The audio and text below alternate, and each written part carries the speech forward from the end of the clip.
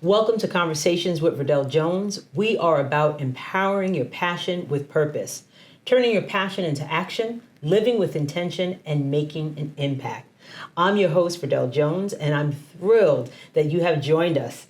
This is a show where we bring you inspiring stories, practical advice, and actionable insights to help turn your passion into reality. Whether you're looking to spark a new idea or find clarity in your own path, or learn from life-changing success stories, you're in the right place. Let's get started. I am so excited that we have the founder and CEO of Choice for All, which provides direct service programs and strategies of community leadership for youth and families to achieve justice in education, health, income on Long Island. Jacob, thank you so much for being here. You are definitely a community activist, and I've worked with Thank you so much. And I love working with you. Likewise. And my first question is, where did this passion for community activism start? Yeah, Verdel, first and foremost, thank you for allowing me to be in this space. I'm really excited. Really, my spirit of activism and community organizing, really engaging in the work, is actually lineage through my family, starting with my great-grandfather on my mother's side was actually one of the founding members of what's now the ISLIP NAACP on Long Island. And so from that moment forward, there was a huge connection piece to service and understanding what that looks like, and then seeing my own parents, my mother who runs a community center in Port Washington, and see the activism in her space, my father who runs his own business but also is from Panama, so understanding his life and his shoes that he walked in, and then also observing their own experiences as a student with a learning disability myself, and seeing their level of advocacy and making sure that I had the best resources and I had the best supports, in spite of the time that, coming from Roosevelt, where I'm born and raised at, and shout out to the Velt, that's my heart and my passion. At that time, there was still a lot of adjustments for the school district to receive all the resources they need around special education. And so my parents had to advocate to make sure that I had the tools that I needed to succeed. So I had to end up going to another public school 20 minutes away. And so I ended up in East Williston, and grew up in that process of it. And so it was a tale of two worlds for me. Absolutely. Going from a community that looked like me to being the only African-American in my class. I ended up being class president for 4 years with my locks. But through that all, I really never understood the context of education inequity. I didn't know what that meant. I just knew that something was different. And so that really sparked the interest of why was it different? Why did certain things didn't look the same across different communities? And then that's when I understood the tale of two worlds of Long Island and said, okay, I need to go back and build something different. And so that's where my spark of advocacy came from. It's just understanding those nuances from early on to now, and also being involved in leadership and organizing work at a young age, but just really seeing that perspective in my own lived experience of saying, this is not right. We got to fix this. Right. That was firsthand that you experienced that. I heard you share that story before in more detail about it, but it's so true that you go to different school districts and you get different results or different services. Absolutely. And the fact that you had to go somewhere else to get the services that you need is very telling. Absolutely. Very telling. Yeah, and it gets to the point, Verdel, where now they're in a different space of where they're able to do the best they can with all the resources that they have, and now I'm providing education advocacy cases for students that are there. So they've turned around in significant ways, but I think that test was a testimony for me to recognize what I needed to do differently in terms of making sure that future generations didn't have to experience what I did. Exactly. And is that really the impetus for Choice for All? And the education piece is so important, and you're able to have a community-based organization that directly impacts students and gets them the services that they need within their own space. Within their own space, absolutely. And that's so key. Right. Especially because, Verdel, when I started the nonprofit organization, it's actually 13 years ago. Oh, wow. And so we're still young in that category. We've done a lot of footwork in terms of the impact. We really started from a base of not just recognizing the education inequities, but starting it with one program, which was special education advocacy. And so I did it for free. free and still doing it for free, working with parents and navigating the special education process, knocking on doors for parents that I knew within the community that needed that resource. And that's how Choice for All was really centered into that, as well as the fact of going to a Nassau County Legislature meeting. Those are fun. And in the process of that, the then Commissioner for Health and Human Services was going through a budget hearing, and our legislator at the time, who was Gavon Abrahams, asked the question, is there a community center, or where do you services dollars in Roosevelt? And the answer was there wasn't a Family Life Youth Development Center in the community. Got it. And so that was the spark of not just continuing to see dollars taking away from our community that we've seen before in actions, but the ability to see that the community knew what they wanted, they had a vision for it, but where was the consistency and leadership in doing that? And so I felt that if I could play a part in that,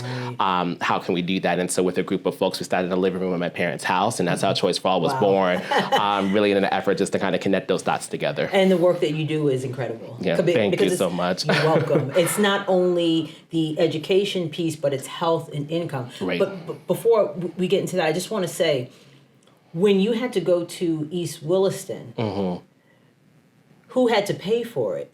Roosevelt had to pay to send you to East Williston. So what's happening is, like you just mentioned, your dollars in your community are going elsewhere to provide a service that your student needs. Absolutely. And it was federally backed, you know, with the federal laws that we have with IDA and others. But that also came with some tension in the community, you know, because it's like, why isn't, you know, he home? And I wanted to be home as part of it.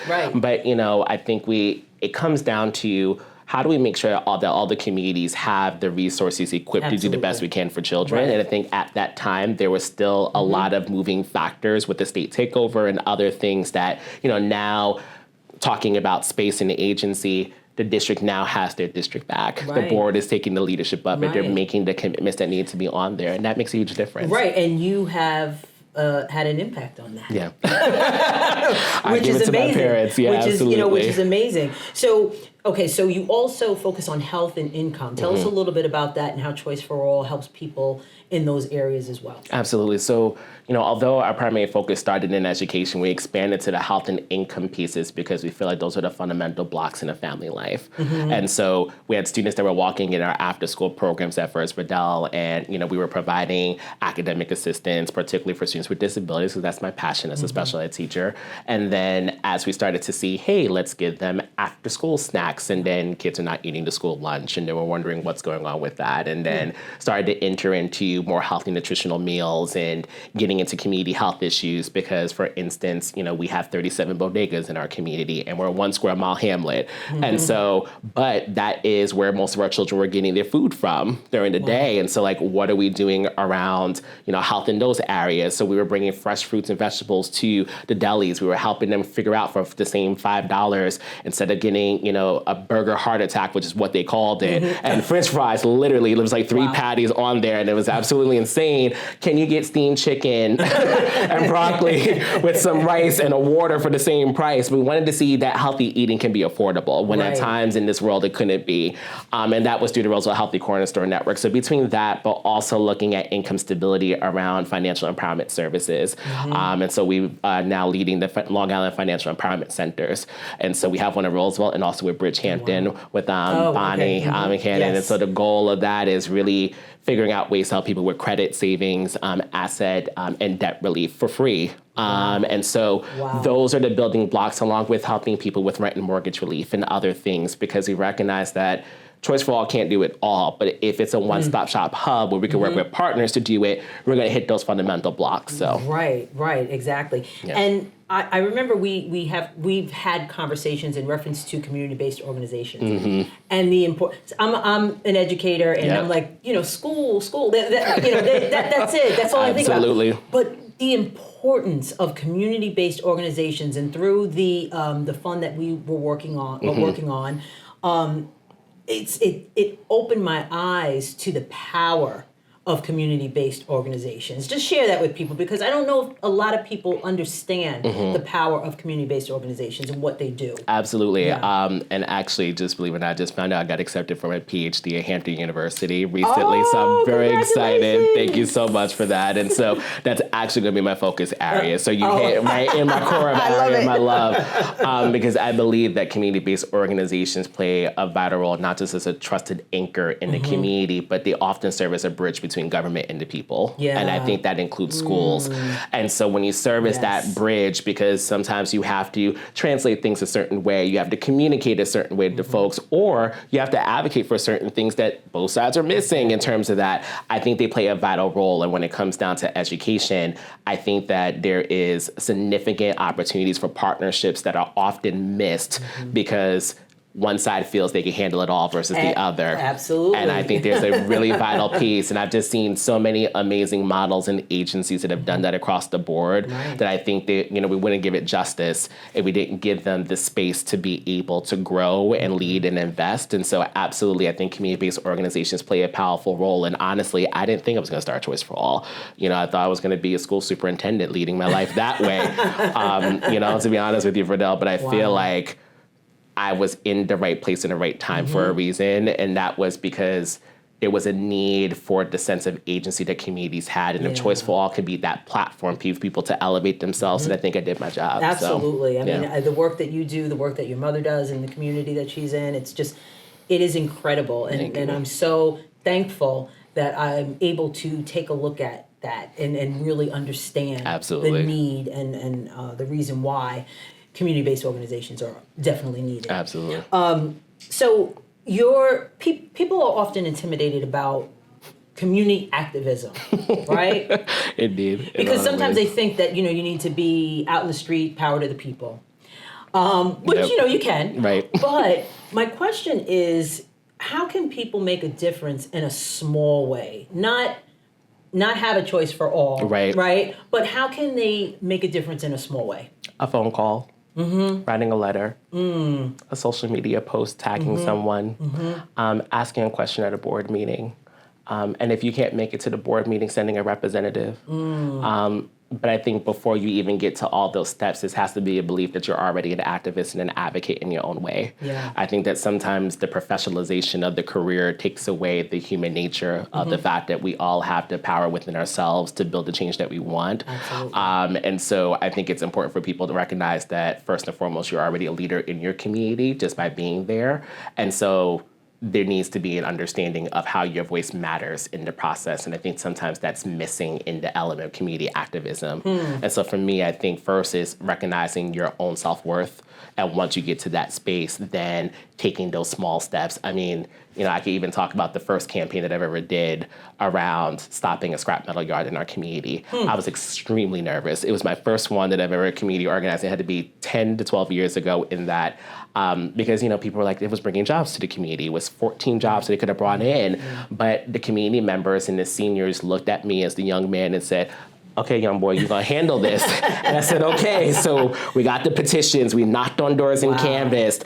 We got the seniors to come out. We did transportation to the town of Hempstead meeting. And I will never forget testifying for the first time in that nature in this role, at that point, even as board chair of a community revitalization group. And, I'm the youngest of the board with all I consider community elders. And I'm going, y'all are trusting me in doing this? And there was a belief that not only did I have a voice and understand to connect with people, but there was also a tap of the shoulder of like, hey, go this way, go that way. And so I think in those small instances, whether it's seeking the right direction, asking the right question, writing the letter, like I said before, or just speaking your truth. And even if it doesn't seem like it makes sense to you, it doesn't have to be eloquent or sophisticated. It just needs to be enough, So I think those are the little things that matter, that if you could pull those pieces together, you'll make more of an impact than someone that's on the stage with 5,000 people. I love it. Yeah. Because they're going to remember you, you know? And people need to hear that. Absolutely. Because we all can make a difference. Right. And we just have to figure out what our gift is and how to make that difference with our gift that we have. So before I let you go, I want to ask you, what's next for Choice for All? I know you have some big things going on, so what's next? Absolutely. So I think as far as our education work, we're going to continue growing our after-school programs and making sure that settles in. We're also part of the pre-K space with the Long Island Regional Technical Assistance Center for Pre-K and Early Childhood Ed, long name, that really focuses on UPK expansion across Long Island. And so figure out ways to work with childcare providers, school districts, and CBOs to make sure they're all doing their part. And also not all of them being left behind, because it's a difficult space to be at, but there's also a lot of great work that's happening because we want to make sure that every child has access to a quality early childhood program. And so we work with different partners across the board, whether it's the Child Care Councils of Nassau and Suffolk, whether it's CUNY through their Early Childhood Professional Institute, or even the three BOCES. So they all come together in this space to figure that out. So that's exciting for us in growing that. As far as our health work, we're going to go back to community research spaces and actually engaging in our communities a decade later. Where are we in Roosevelt? And working with partners like Dr. Martine Hackett at Hofstra University and identifying what those strengths and challenges and opportunities are, as well as the fact of being able to look at walkable communities and also making sure that our streets are safe, because we're a walking district. Our kids are not bused to our schools. Wow. And so we need to make sure that kids are not, being hit by cars going speeding, 75 miles an hour on a 30-mile zone. So that's important, and making sure that way. And for income, we're growing our financial empowerment center model and hopefully going to another community. We have 18 communities that were identified from the Federal Reserve Bank report that we did with them. And so we're hoping to reach those targets soon. As well as just continuing the great work. And last but certainly not least, our Hagedorn Hub building. That's really huge for us. Hopefully next summer, but that's a really beautiful space from Amy and Horace Hagedorn and the Hagedorn Foundation, where we have a 3-story community center in Freeport. That's a center for families and social change. And so our hope is next summer, fingers crossed. I can't wait to go to the grand opening. Yeah, I know, right? So I'm like, buy a brick. I gotta buy a brick. I have to buy a brick. I got you. All right, so we have to wrap up. Yes. So let people know right there where they can reach out to you, stay in touch. I know you take donations and always the support, so please let people know. Absolutely. Right So we can go to choiceforall.org, so choiceforall.org. You could also go on our Instagram and Facebook and Twitter. It's all at Choice for All as well. We have a donate page that's available for you, but whether it's the hub building or supporting our programs, anything, whether it's $5 or $100 or even larger, makes a difference in the lives of 300 kids that we do annually. So thank you for that. All right. Thank you, Jacob, I appreciate for being here. Truly. This is amazing. Thank you so much, and we'll be right back.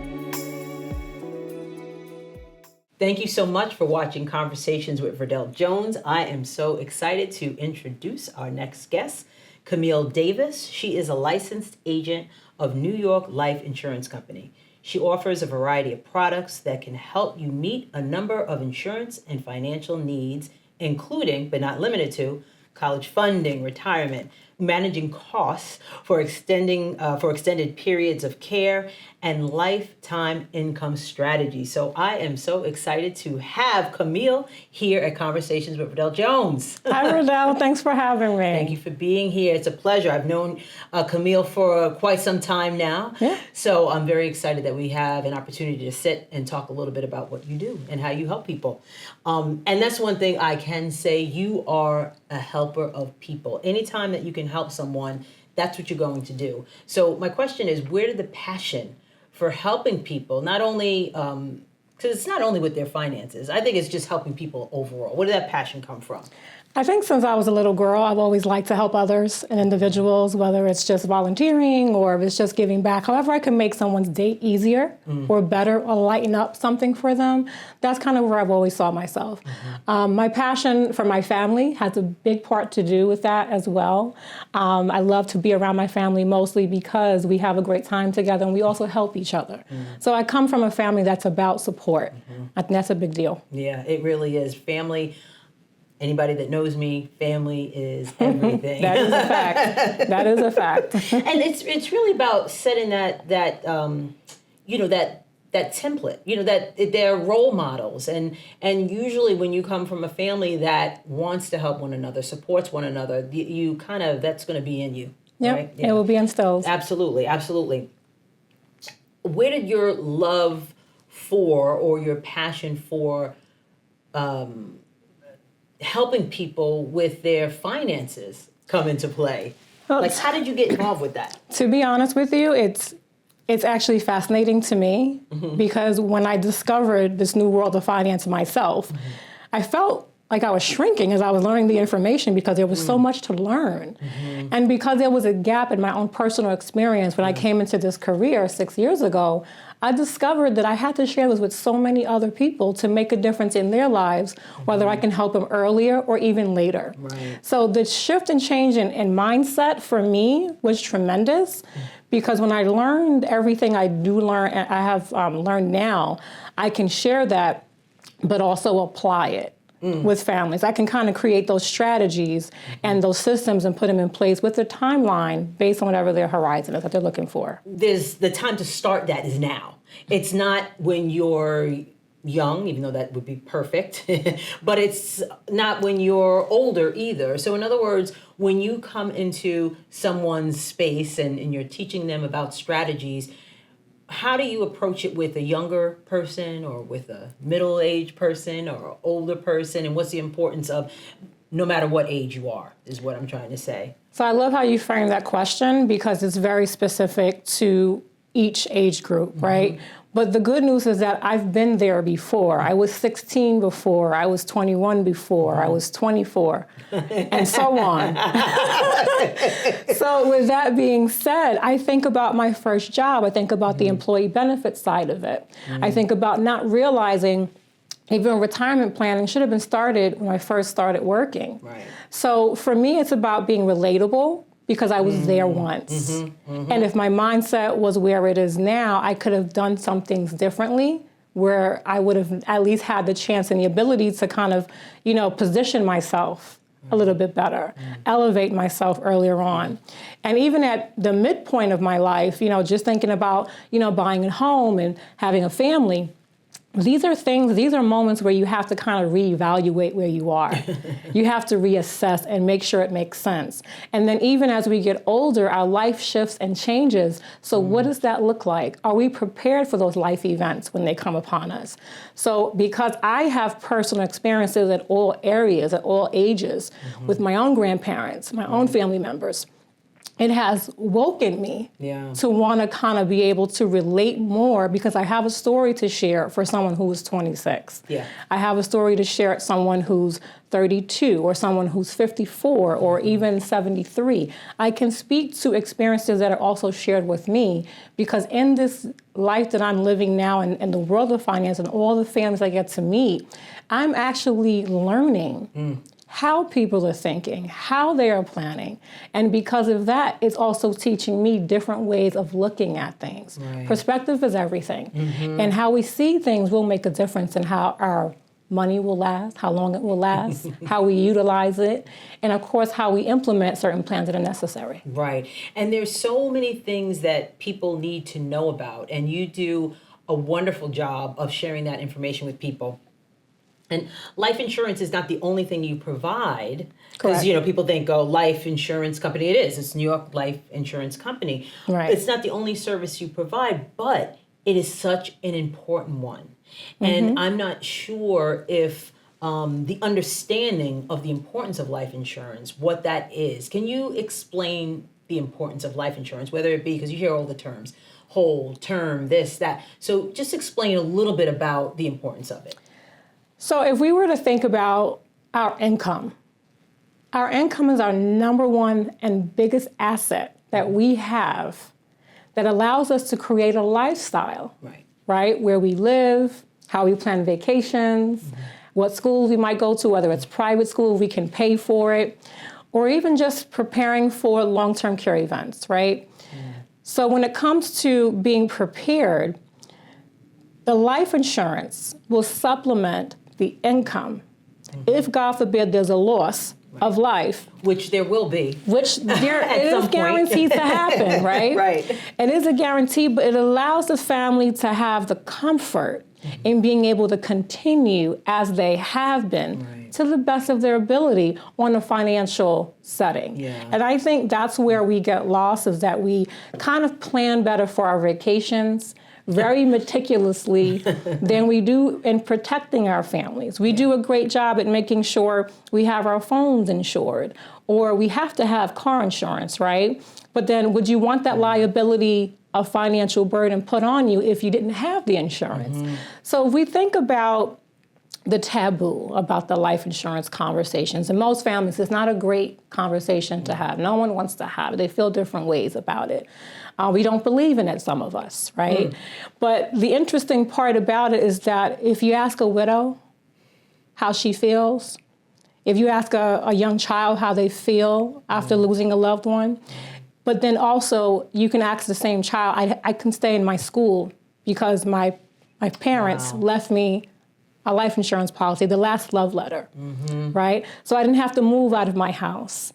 I was able to stay there because that love letter is still coming in.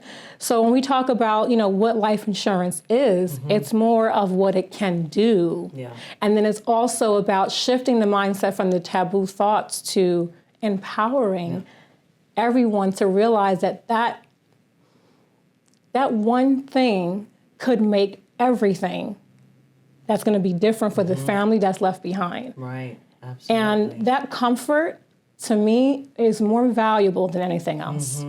I mean, you think about it. If you do have a loved one that passes away, they don't have any insurance, the family is left now with debt. Not necessarily that even, if they, if you were young and you lost your parent or something like that, and there's a single parent now and you don't have that income. Right. But even when you have relatives that are not protected, that leaves such it could be a financial burden for people. Yeah, and the unfortunate part too is that what happens is we start to go into other assets or other plans, like our retirement plans. Retirement, 401k, pensions, IRA accounts, those are for retirement purposes. So when you retire, the goal is for you to be able to utilize that money the way you would like, right? You work so hard for it. So when things aren't in place, sometimes people have to go into their retirement accounts or their savings, their emergency savings. Family members end up having sometimes discussions that sometimes don't even end well because it's about, well, it's not my responsibility. It's not my responsibility. So you start hearing these, conversations shifting, and it kind of creates hostility, and you want to avoid that. So, my job is also to keep the peace. Right. You want to keep the peace between families, but also bring peace, because I think, like anything, right? We get up and go to work every day. Sometimes our travel can be stressful. We want to alleviate the stress. We want to lift people when they can be lifted. And if, having a life insurance policy is going to make that somewhat subtle, I think it's one of the best things you can do for oneself. Because I get those calls. And, for me, it reminds me that I'm doing what I'm supposed to do. Right. And I always tell someone, even if it's not with me, sit with a professional, make sure you're adequately covered, because if you're not, the ones that you leave behind will feel it. Right, absolutely. And we want to avoid that. Right. So how do you help people? Like, how do people reach out to you? You do so many events and you speak to so many people. So if anybody is interested in learning more, you did, we had an event in your space. It was a training that we had, and you had the opportunity to speak to the people that were in the training. Right. And the information that you shared with them was so valuable. And you could be 16 or you could be 70, and it still applied. So it was just an amazing job the way you were able to share that information. So how do you go about sharing this information with others? Well, thank you for that, Verdel. It was my pleasure to share with all of you at that time. What I will say is, of course, finding me on LinkedIn. I share a lot of informational posts, as well as Facebook on my business page. I also walk in to businesses. I walk into nonprofits. I walk into schools. That's that confidence. And I have conversations about, how can I add value, whether it's providing a workshop or if it's just, being there for your staff if they want to sit with me one-on-one and being able to talk about their employee benefits and really understanding what they look like for now and the future.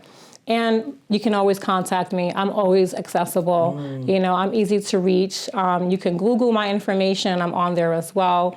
But it's really about making sure everyone knows your name, like the Cheers bar, right? The Cheers series, Camille. right? That was important to me my first couple of years, and still now. That's why I travel all over the place. Right. Because it's important to me that the message gets out, that this information is available to you. And then once I provided it to you, at this point, it's really up to you to take action. Absolutely. So I do make sure I'm a boots on the ground person, as you know, because you've seen me out there. But now it's really about what people share too with their family. And my motto is no family member left behind. No. And the reason I have that mantra and that motto is because there's too many times that our families don't share what they have going on. That's necessarily the personal, intricacies of everything that they've done. But if you met someone, if you had a great, experience with them, a financial professional like myself, introduce them. Give them the opportunity to say yes. Right. Yes to financial security. Yes to that strong foundation, because that's going to make the difference. Right. Camille, thank you so much for joining us. Just let people know look into that camera and tell them where they can contact you. Oh, thanks for having me. You can contact me at 516-424-2137. Again, I'm on LinkedIn, Camille Davis. I'm glad to be here. All right. Thank you so much for joining us. This was a very interesting enlightening conversation. I appreciate it. Thank you so much. Thank you so much for tuning in to Conversations with Verdel Jones, empowering your passion with purpose. I hope today's conversation left you inspired, informed, and ready to take action toward your goals. If today's episode sparked something in you, please do not keep it to yourself. You want to make sure you share it with others so that cycle of learning can continue. Don't forget to subscribe, comment, and follow us on social media, and stay connected with us so you will never miss an episode. And remember, in the words of Maya Angelou, when you learn, teach, and when you get, give. Until next time, stay inspired, stay purposeful, and keep turning your passion into a reality. See you next time.